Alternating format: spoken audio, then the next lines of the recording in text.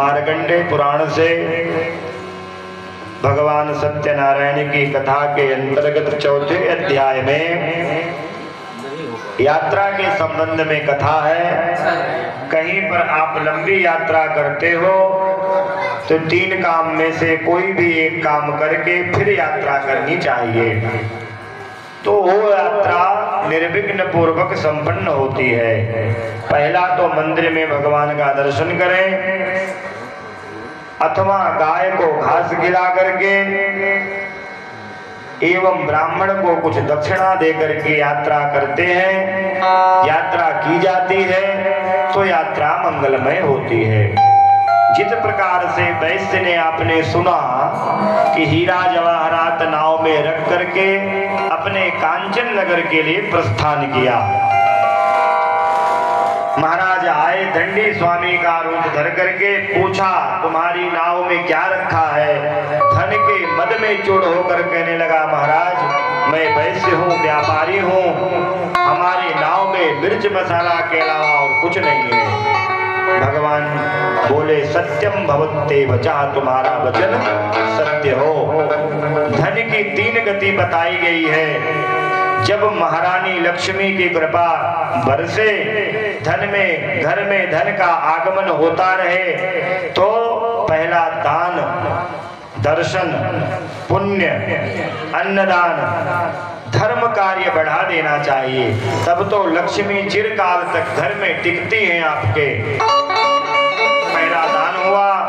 दूसरा भोग, बढ़िया वस्त्र पहनना चाहिए, अच्छे भोजन ग्रहण करना चाहिए और अच्छी जगह रहना चाहिए। पहला भोग, पहला दान, दूसरा भोग, स्वयं के ऊपर खर्च करना चाहिए। ना तो दान हुआ ना भोग हुआ तो लक्ष्मी की तीसरी गति नाश बताई गई है। घर में ऐसे कोई संतान परमात्मा भेज देगा कि तुम्हारे सामने तुम्हारी जुटाई हुई संपत्ति सब राधे राधे श्याम हो जाएगी। बोलो भक्त भगवान की।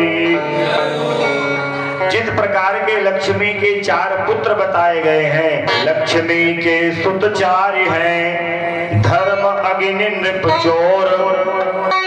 लक्ष्मी के कितने बच्चे लड़के हैं? 4। पहला कौन? धर्म, दूसरा अग्नि, तीसरा नृप, चौथा चोर। धर्म लक्ष्मी के सुत 4 हैं, धर्म अग्नि नृप चोर, और जेठे के अपमान से होता है भंडाफोर। अगर धर्म हट गया तो लक्ष्मी ज्यादा दिन तक टिकने वाली नहीं है। धर्मो रक्षित रक्षिता।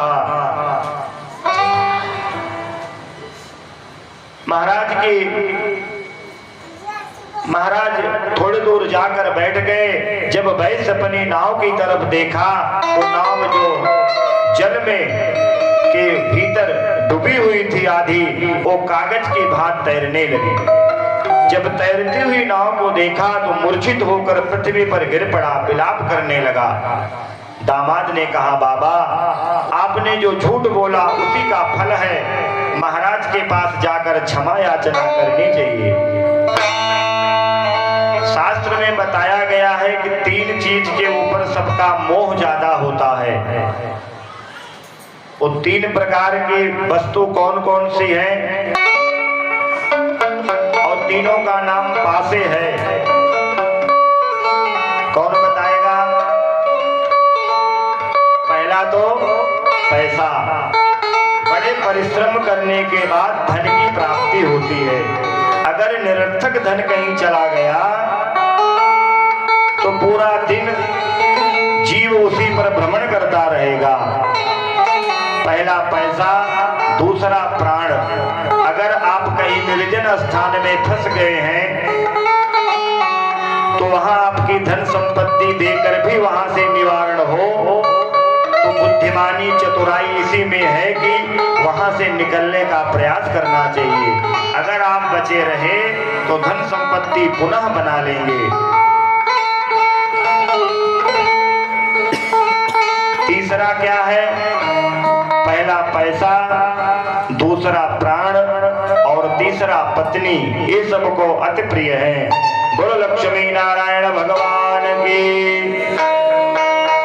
दामाद की बात मान करके वैश्य जो है महाराज के पास में गया और प्रार्थना करने लगा कि दीन दयाल बिरद समभारी हरऊ नाथ मम संकट भारी।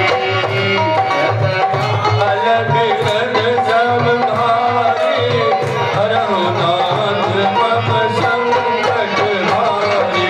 मन क्रम वचन छाई चतुराई अजत कृपा करी चतुराई।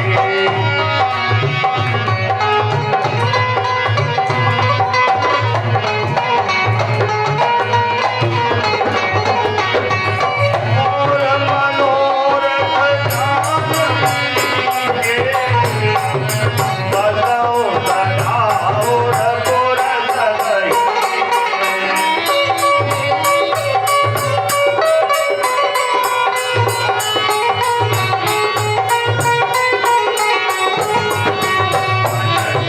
वचन छाई चतुराई अजत कृपा करी रघुराई।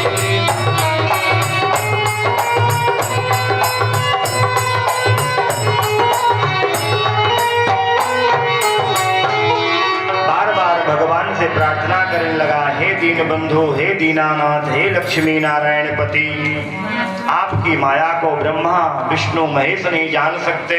हम तो साधारण इंसान हैं। हमसे जो झूठ बोलने का अपराध हुआ वो क्षमा करिए। हम अपने पूरे वैभव के अनुसार आपका व्रत पूजन करेंगे।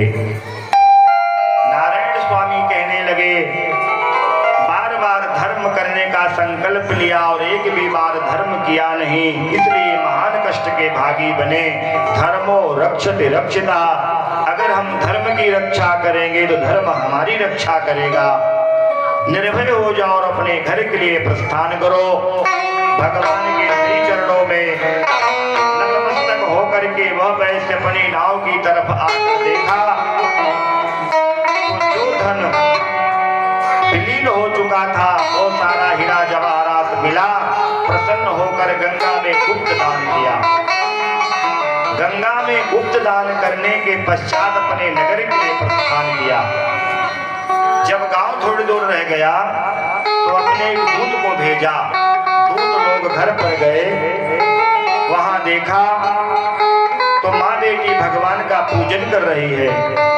अगर कोई पूजन करता रहे, ध्यान करता रहे, व्रत करता रहे, जप करता रहे तो उसमें विघ्न नहीं पहुंचाना चाहिए। अगर कोई सोता भी रहे तो उसमें विघ्न बाधा नहीं पहुंचाना चाहिए। पीछे से दूत आकर बोला, माँ आपके पति और दामाद बहुत सा धन लेकर आए हैं, धन की रक्षा के लिए कुछ दूत भेज दें। जैसे माँ ने सुना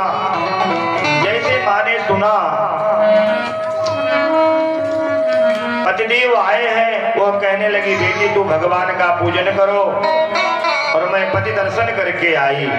आधे पर पूजन बंद करके बगैर प्रसाद ग्रहण किए हुए पति दर्शन के लिए जा पहुंची।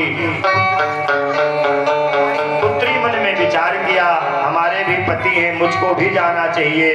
वो जल पूजन बंद करके प्रसाद का त्याग करके पति दर्शन के लिए निकली।